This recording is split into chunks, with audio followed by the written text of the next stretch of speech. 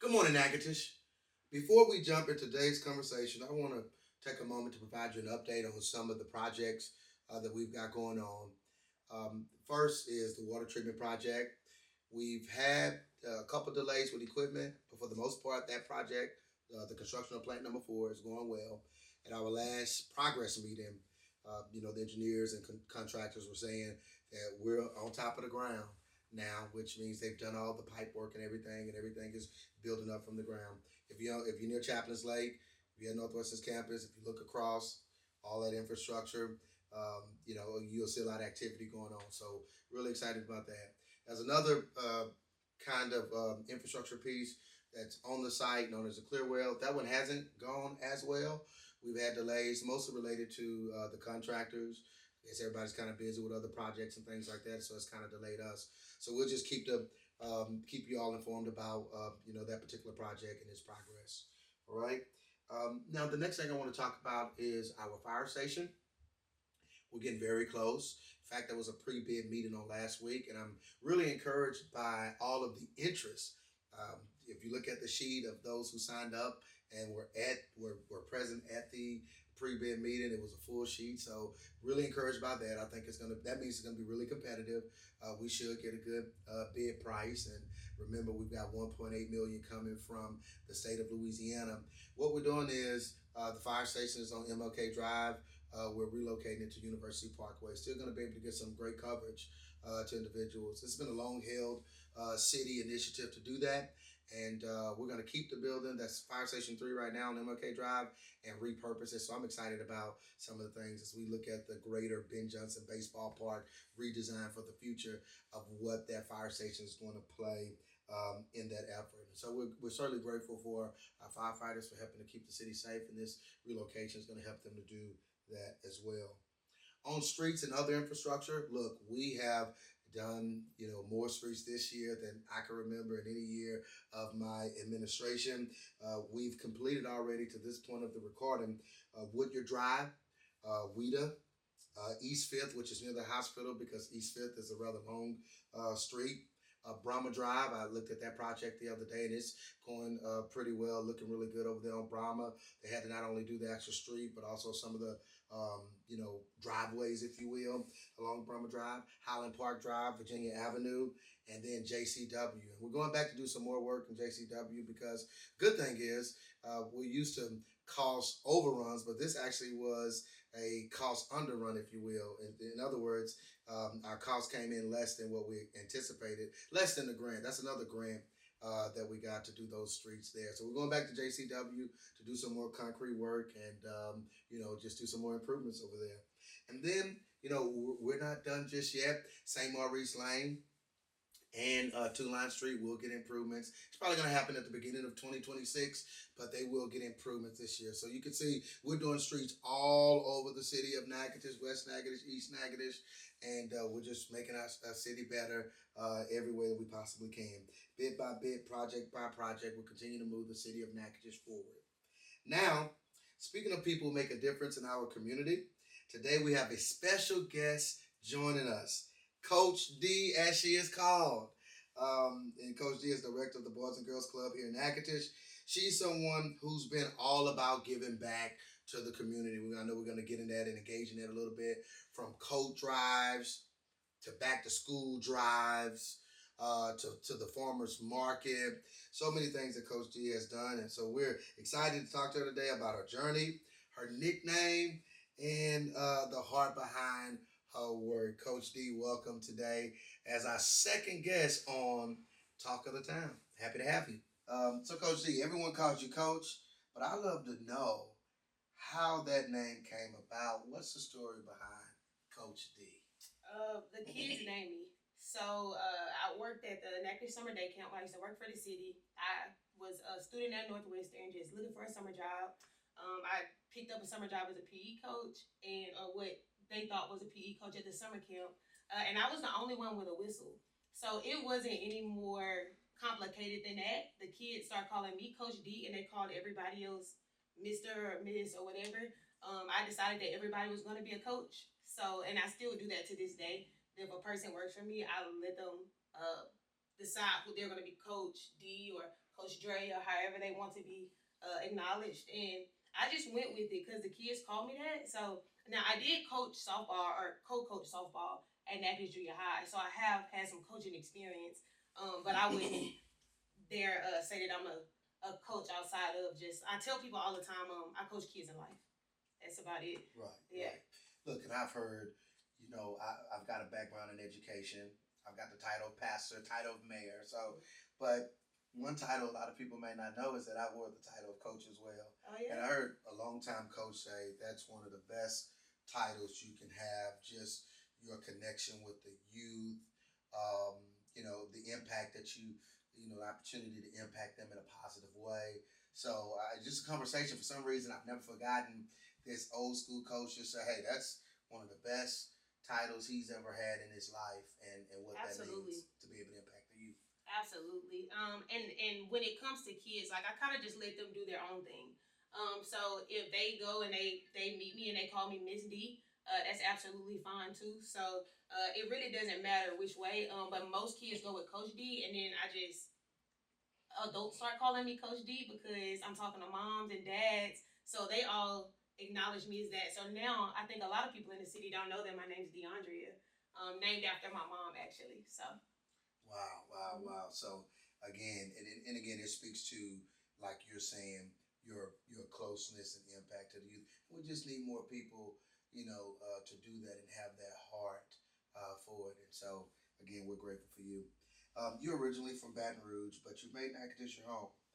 My question is, what drew you here, and what has the transition been like being a part of this community? Well, coming to a small town, like from a small town, so I'm originally from East Louisiana, and I went to Zachary. So that placed me in Baton Rouge, but I'm not from like inner city Baton Rouge. I'm really from the country. Mm. So like my parents, there's driving to my parents' house, you see cows and fields and all that kind of stuff. Definitely not interstates or anything of that nature. So I just that transition wasn't very hard because I come from a small town and I think just coming here, I came here from Northwestern in 2011, graduated from Zachary, came here, graduated in 2015. And like I said, I had already started working for the city at that summer camp, and I just stayed. I liked it. It reminded me of home. And I also had like gained family here.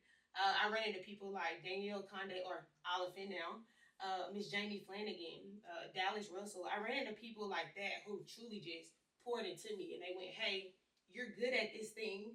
We think you should do this thing."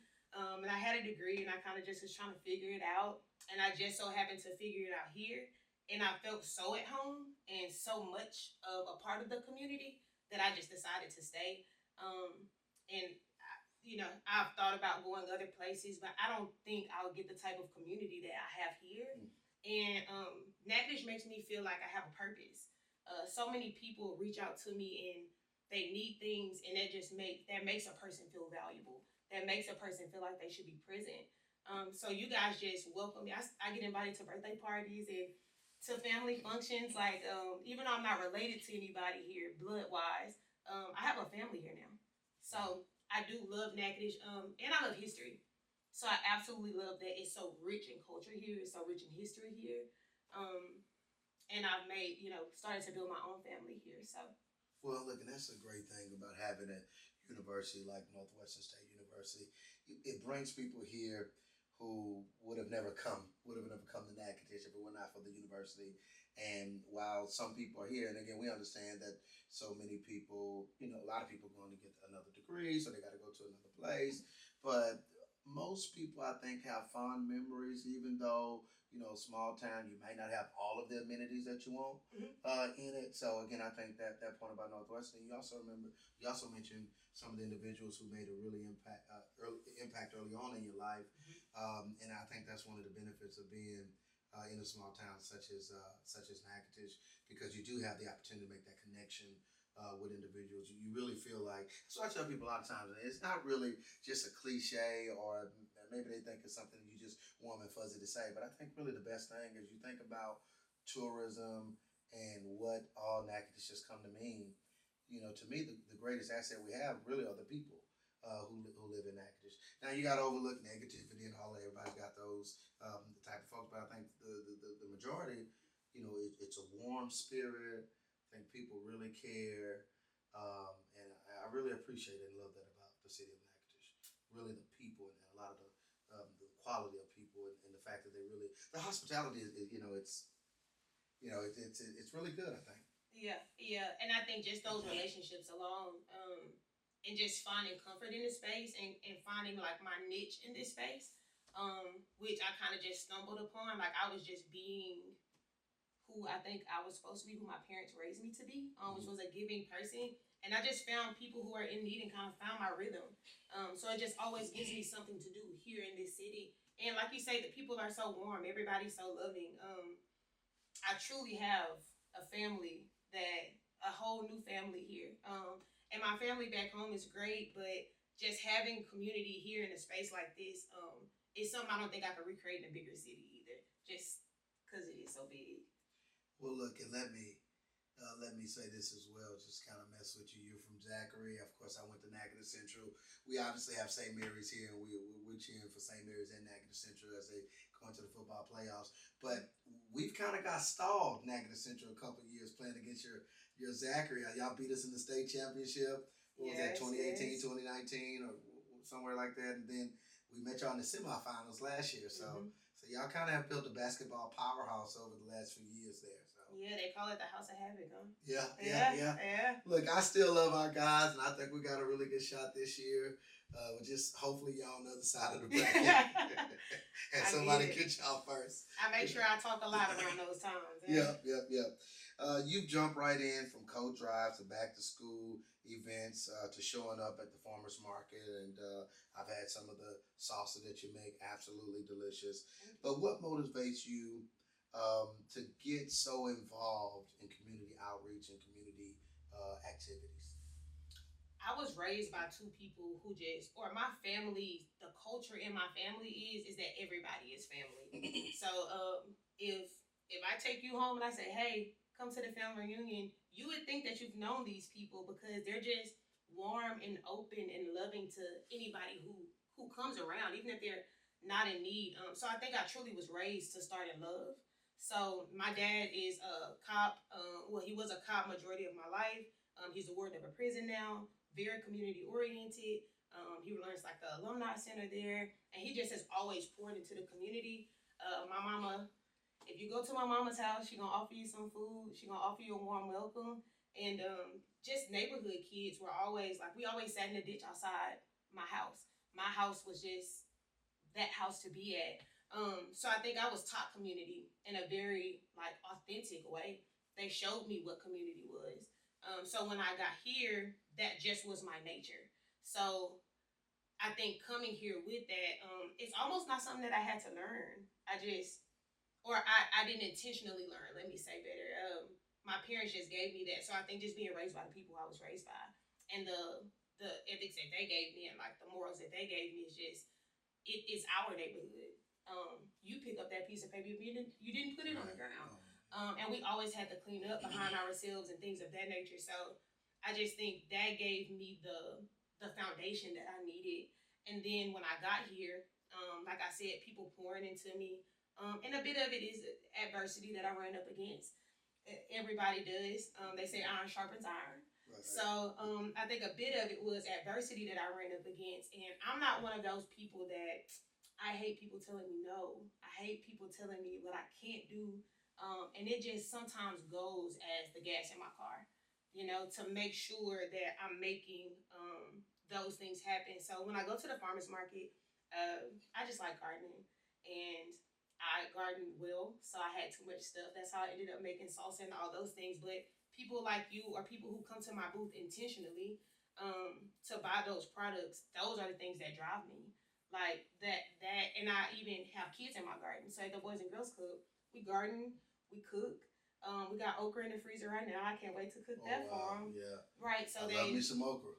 and they grew that, and like giving those things to kids, much like my mom did for us and the other kids in my neighborhood. Like every year for Christmas, she bakes cookies with all the little girls in the neighborhood. I'm talking, it'd be 10, 15 little girls at her house, and it's just who she is and what she does. So I find myself doing very similar things because that's what my childhood was like. So that just drives me. And two, I feel like I live here too. So a part of, like you're only as strong as your weakest piece. So why would not help them up? And I think it makes me feel good at night to know that I've helped somebody, that I've given something. So like I use that as my motivation to just keep going.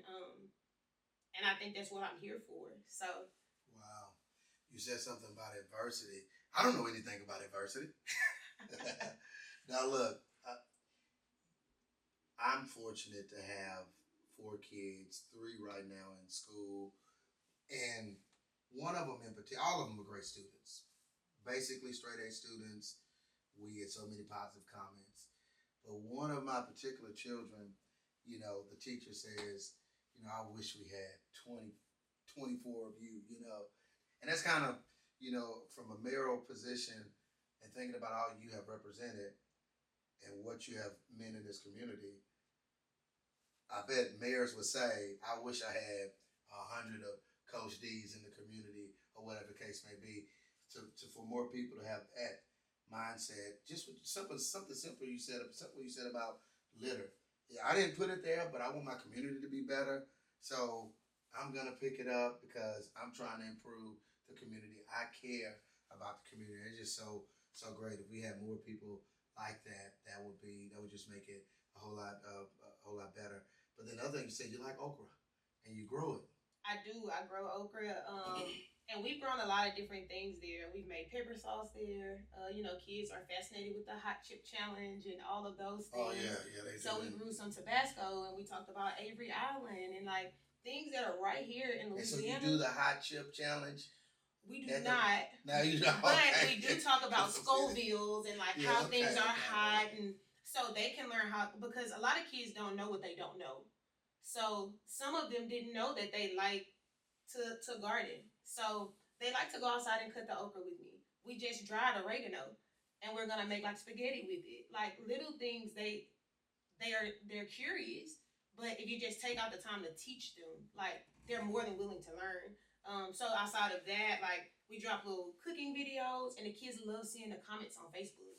It's like when they're in the cooking videos, they always want to see what people said or if their mama reposted it or different things like that. So I think just cooking videos of these on the Boys and Girls Club Facebook page. Yeah. So the Natchitoches Boys and Girls Club page, we have cooking videos on there. We made broccoli and cheddar soup last winter because we grew broccoli. Wow. So they watched it grow from seed, and then I gotta check that out. If we want to know more about that, tell the audience how to get to that. What's the name of the Facebook page? BGCA of Natchitoches. BGCA of Natchitoches. And you can just request to be a part of the community, and we'll allow you in, and then you can see all of those things. We take the kids to the alligator farm. We do a lot of different things with them just to expose them, because some kids, their parents don't have the time sometimes. And two, like I said, they don't know what they don't know. So we need farmers. We'll need people to do those things. We need chefs. Miss Karen is absolutely great. She lets them come to her restaurant, and she teaches them all about her being a chef and how to eat healthy. Schools do a great job with academics, and they're doing even better. It seems those grades are going up, right? Definitely. So they have the academic piece. I'm trying to give them those life skills. Exactly. So we let them, when they cook, we let them wash their own dishes. They gotta learn those things, right? They gotta learn hygiene things. We also taught conflict resolution. That's something that a lot of times we skip. We think kids should know those social skills, but they don't, and they're not learning them sitting in a ditch like we did. They're inside, Right. So I really try to hone in on like life skills and really giving them what I don't feel like there's a lot of other places you can go here as a kid and learn just old school life skills. Well, look, let me tell you, getting back to okra now. I love okra, but I hate the slime. How you get the slime out of it? You gotta cook it down right. I'm from Southern Louisiana though. My grandpa's taught me well. So you gotta cook it down right. And I've even started to pickle it. So we did some pickling of okra. We'll see if the slime is not in there. Wait, the pickling. How do you eat it pickled? Like, what do they do? Eat it with a sandwich or something? Well, no. Some people just eat it. It tastes quite literally like a pickle. Okay. So we put dill and stuff in there, so it tastes. It's a little snack, really. Absolutely. Okay. Now some people might eat it on like charcuterie boards or something like that. Gotcha. I don't really do charcuterie boards. brought up the southern. You're from the south, so is the cuisine that much different from south to north? I would hate to be the bearer of bad news, but it is. Yeah. It is, and I think too because I was raised in the country. Well, they say we like can't. They say it's bland up here. Is what I hear a lot of South Louisiana, at least Louisiana people say it's bland. We don't season it enough. I think it changes at Opelousas. Once you get past Opelousas, it is a tad bit different. I think I've adjusted, but I do a lot of cooking at home. Right, you do like cooking at home. Okay. All right, gosh, man, that kind of hurts my heart right there. Oh, that's with you. All right, so the Boys and Girls Club had been gone for about 5 years or so, give or take, 1 or 2 years, before returning in 2022. What was it like stepping in as a director and helping to rebuild something so important for our youth? It was a great opportunity because it was a blank canvas. So the Ben Johnson was empty. So I had all of this space to design and to give the kids of Natchitoches what I thought they needed, right? And I had all of this time to experience them to figure out what they needed. I worked at Natchitoches Junior High. I taught BBLC for a year. I taught science for a year. I worked at outpatient medical center. So working in all of these spaces and meeting all of these people, it just gave me the knowledge I needed to cultivate that space. For example, there's nowhere that kids can go in the city of Natchitoches besides the Boys and Girls Club to play pool. Or that has a ping pong table that kids can play on. We have foosball tables, air hockey tables. There's nowhere else in the city that you can do that besides at the Boys and Girls Club. So when I got the opportunity to put those things in there, of course I jumped right on them. Because I do want kids to experience that, and my kids love it. That once you get 10, you can touch the pool table. So they're excited to turn 10. It gives them something to look forward to.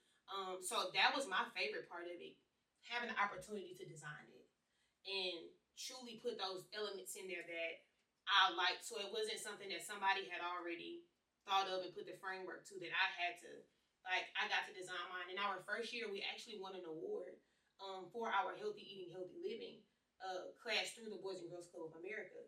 So that let me know I was on the right track. It was like my confirmation. And this was not even a year in. So that was my confirmation that I was doing what I needed to be doing. I think the other thing is the amount of kids that we get. They're there. You know, it's 60 to 80 of them there every day. Wow. For after school. So just parents feeding into it and parents saying, hey, we truly needed this. And two, I take the parents what they need into consideration as well. I talk to them at the door, so that I think having that opportunity to rebuild what I really feel like the city could use and it actually hitting home for the citizens here, I think that in itself is just the best part of it for me. And to see it come to fruition. It's really cool to think that I put all that together and to watch 100 kids run around in there and enjoy it. Just last month, I think we had 96 different children come through our after school program. So that's the impact that we have there at least monthly here recently. So we're certainly a safe place for our youth to come. You want to be more youth focused, especially given seems to have been a trend. I don't know if it started in 18, 19, 20, 20, more youth violence. Thankfully, this year we're seeing a decrease in some areas, and hopefully that will continue to be with the little time we have left in 2025. But having more youth engagement, I think. And when we came in, myself and some members who are new on the council, one of the first things we were determined to do is make sure we get an ordinance on the agenda to help to bring back the Boys and Girls Club. I think we gave our largest contribution that the city had ever given at that time, and but it certainly wasn't just the city. And it couldn't happen without other support, different businesses that have helped. I know even though International Paper is leaving, I understand they were a big contributor, and so many others who were big contributors of that. And so we're just I guess my point is to say this wouldn't have happened to come back after a hiatus without a community effort of different businesses and industries helping, organizations helping to see this. And again, you have done a tremendous job of you were a great fit already. And I'm glad you decided to ultimately take the job a few years ago. And one thing I noticed is that Boys and Girls Club helps to get other organizations, entities involved, such as NSU men's basketball. I'm sure there are others, but I know I've seen them through social media come, um, and there may be some others that come and help to mentor some of the youth there. Absolutely, and we took our time. So I think to build something well, like you have to create your foundation, and then you can do all of those extra things. You need to build your base to your house before you start wondering about what couch you're going to buy in there. So that gave me the opportunity to like kind of design what I wanted, and now I can bring other people in like that. So NSU men's basketball does an absolute fabulous job. And I think they have just as much fun as the kids, to be quite honest. But the kids love to see them coming. They love any guest. And I highly encourage any organization who hasn't been to the club, or anybody, even if you just want to come and volunteer, just to see what's happening in the building. They see me every day. I mean, they like me, but they love guests more, right? So here recently, we actually started lining up different things. Like I said, they go talk to Miss Karen.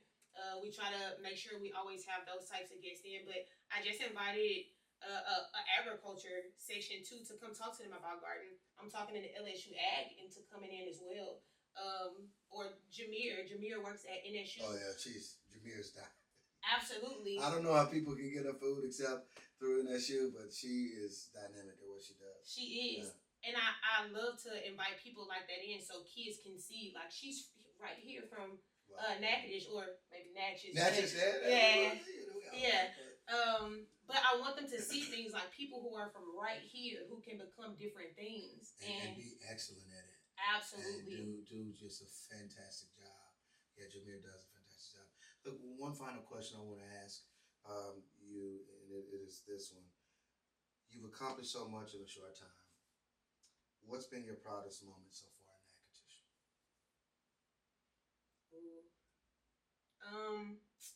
I'm a very happy person, so it's not very hard to make me excited or happy about things.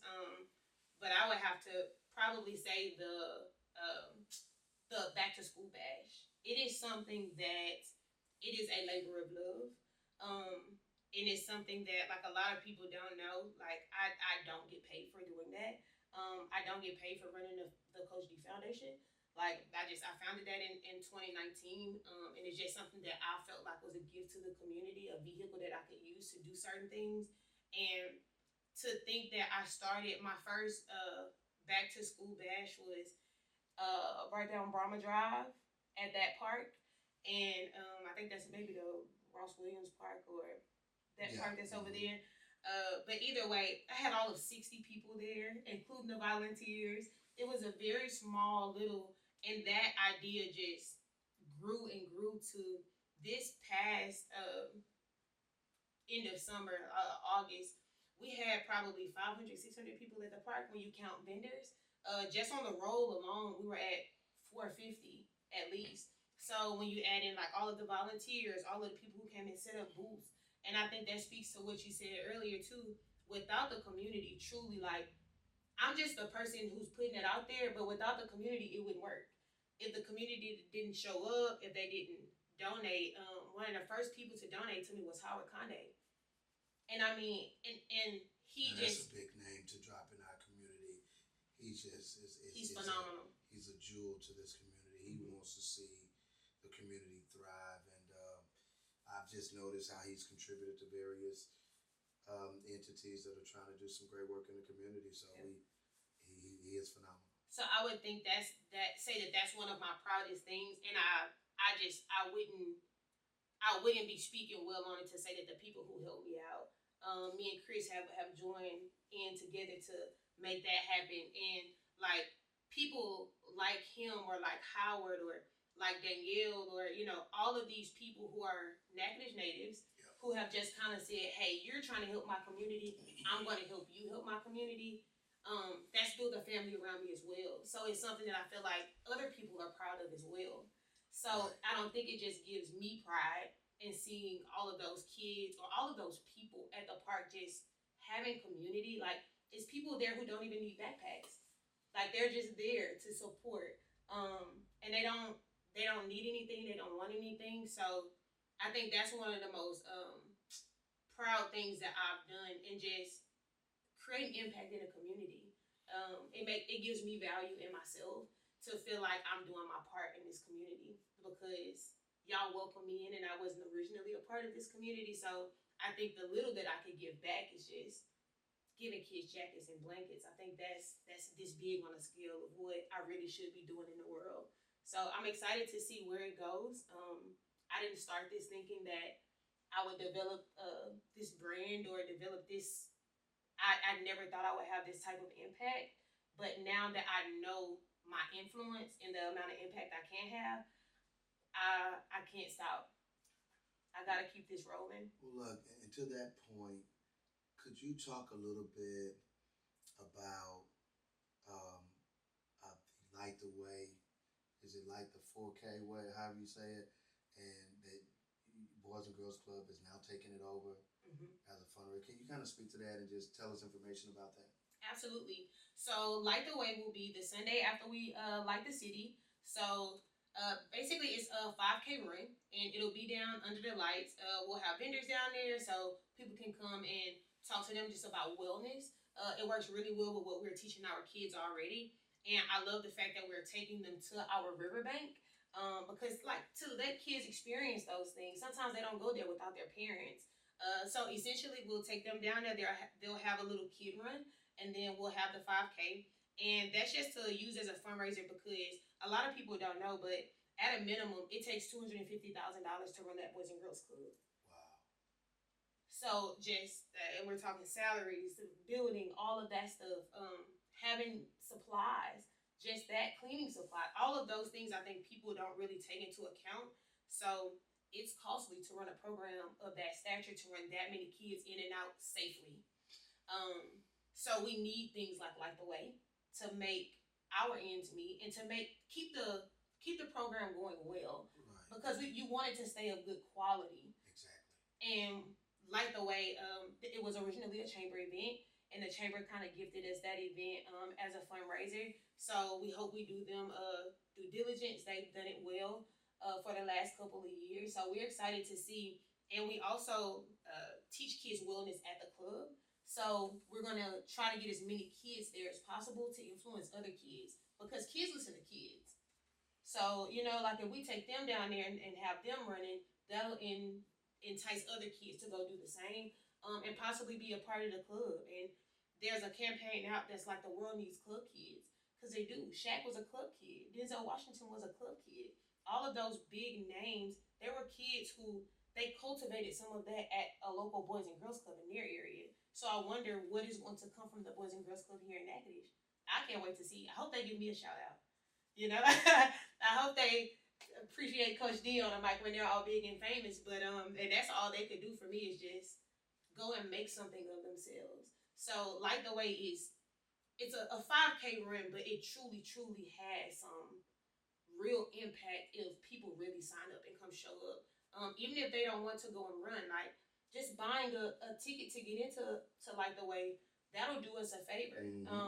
So even if I my favorite thing isn't running, but I'll be buying a ticket just to be the person who supports and to do what I'm asking other people to do. Right, right, right. Wow, that's awesome. So Light the Way is going to be November 23rd. Sign up, just like what Coach said. I really don't have anything to add. She said beautifully. It's all proceeds are going to help to support. Put it on your calendar. I'm putting it on my calendar this year. This is going to be my first year participating. Yeah. I'm going to do it because of the Boys and Girls Club and such a great organization and certainly your leadership.